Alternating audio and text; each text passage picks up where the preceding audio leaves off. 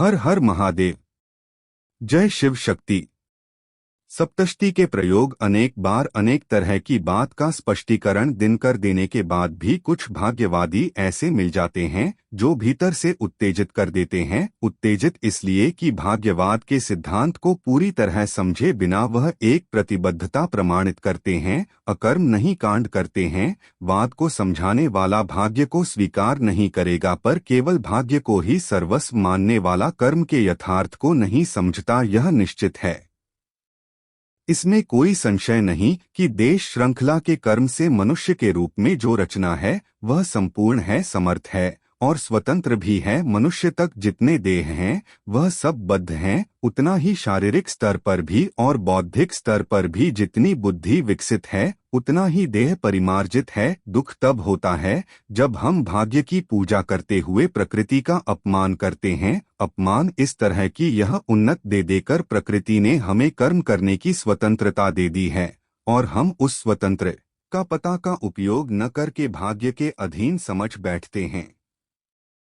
लोग दही का व्यापार करते हैं, वह दूध के बारे में जानते हैं तो हैं, पर विश्वास दही पर और उसके समर्थन एक अन्य स्थितियों एवं शैलियों पर ही करते हैं। सवे मानते हैं कि अच्छे दही के लिए बढ़िया दूध रहा करता है, पर उनका ध्यान दही पर ही घूम फिर कर आ टिकता है। हम जानते हैं कि भाग्य के रूप में जो प्रस्तुत है वह कर्म का ही परिणाम है। कर्म हमारा ही था, भाग्य भी हमारा ही रहेगा।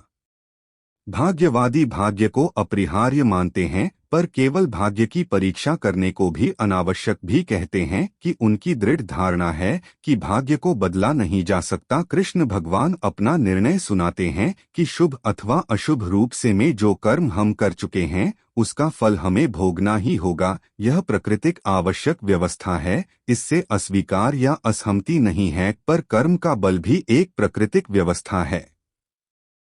हम भाग्य को बदलने की बात नहीं करते, प्रत्युत प्रतिभाग्य अथवा समांतर भाग्य की कहते हैं। मनुष्य में यह सामर्थ्य है कि वह चाहे तो बेहतर भाग्य का निर्माण कर सकता है। यह कर्म स्वतंत्र यह मान लेते हैं कि विशेषता है। कर्म पर इतना विशद गंभीर विवेचन करने वाले भारतीय वाङ्मय में मनुष्य तक किसी अन्य देहधारी की को तपस्या करते नहीं बताया गया है।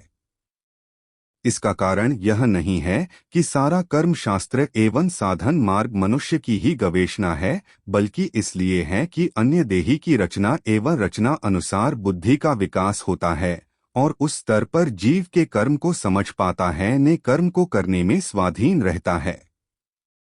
कौवा लाख प्रयत्न करके भी का एक अक्षर ही बोल पाएगा, का काली नहीं कह पाएगा। यह दृश्य व्यवस्था और बुद्धि के स्तर को भी सूचित करती है। पुराणों में नहुष स्वर्ग जाना चाहता है, उसके पुरोहित एवं कुलगुरु उसे मना कर देते हैं। वह विवश होकर विश्वामित्र के पास जाता है। विश्वामित्र वशिष्ठ से विपरीत है, क्योंकि वशिष्ठ भाग्य के रूप में इसमें कर्म स्वर्ग जाना चाहता है, उसके प्रवाहित एवं कुल गुरु से मना कर देते हैं। वह विवश होकर विश्वामित्र के पास जाता है। विश्वामित्र वशिष्ठ से विपरीत है, क्योंकि वशिष्ठ भाग्य के रूप में इसमें कर्मफल को महत्व देते हैं और विश्वामित्र कर्म बल की स्थापना करते हैं। नहुष की कातर प्रार्थना सुनकर विश्वामित्र उसे अपने उत्कृष्ट बल के आधार पर सहदेह स्वर्ग भेज देते हैं। नहुष विश्वामित्र की शक्ति से चमत्कृत एवं आभार मान होकर वशिष्ठ की निंदा करने लगता है। इस पर देवराज कुपित होकर कहते हैं, गुरु की निंदा करने वालों के लिए स्वर्ग में कोई स्थान नहीं है। इसके साथ ही नहीं, इस धरती पर आने लगता है। विश्वामित्र उसे देख वही अधर में रोक देते हैं। बलिष्ठ विश्वामित्र एक नई सृष्टि रचने लगते हैं। उनके इश्क उपकरण से सभी स्तब्ध रह जाते हैं। इंद्र स्वयं आकर पानीपत पूर्वक उन्हें निवेदन करता है कि भगवान, आपके आदेश की अवहेलना करने का साहस किसमें है? मैं आपका ज्ञानुचार हूँ, आप चाहे सारे मनुष्य को स्वर्ग में सहदेह भेज दें, पर इससे मर्यादा लुप्त हो जाएगी। संसार में के सारे व्यवहार मर्यादा से बद्ध है, यह ही टूट जाएगी तो फिर सभी कुछ अस्त व्यस्त हो जाएगा। विश्वामित्र बोले, इंद्र, तेरी व्यवस्था का अतिक्रमण में कहाँ कर रहा हूँ? तेरे स्वर्ग की मर्यादा का तू पालन कर, मैं सभी कुछ नया और इससे उत्तम बना रहा हूँ, यह मैं कर सकता हूँ। विश्वामित्र की हद को जानते हुए देवराज की प्रार्थना पर ब्रह्मा आए और उनके कहने पर विश्वामित्र विरत हुए। यह एक आख्यान था, इसमें कर्मवाद का रहस्य स्पष्ट रूप से उद्घाटित है। भाग्य के रूप में कर्म फल की मर्यादा अपने स्थान पर और नवीन कर्म के भाग्य का निर्माण करने वाला कर्म बल अपने स्थान पर। यह व्यवस्था कर्मवाद की सीमा का उल्लंघन नहीं है, माना किसी व्यक्ति के लिए नहीं रहने का योग है, ऋण को चुकाना ही पड़ेगा। यह प्राकृत व्यवस्था है, पर व्यक्ति धनागमन के लिए कोई प्रयोग करें और उसके परिणाम स्वरूप उसके आय के साधन जुटते जाएं जिससे वह ऋण चुका सके। यह कर्मवाद का सार्थक पक्ष है। यह दूसरी बात है कि ऋणग्रस्त करने वाले योग से अधिक हमारे बल प्रयोग का बल रहे। मेरा यह दृढ़ विश्वास है कि शुद्ध और विधि पूर्वक किया गया प्रयोग फल नहीं दे रहा है तो निश्चय से मात्रा कम है। व्यक्ति को इतना विवश मान लेना कि वह भाग्य के आगे उपाय है, अन्याय है। अनंत भाग्य नाम से जो कुछ मिल रहा है वह हमारा कर्म का है।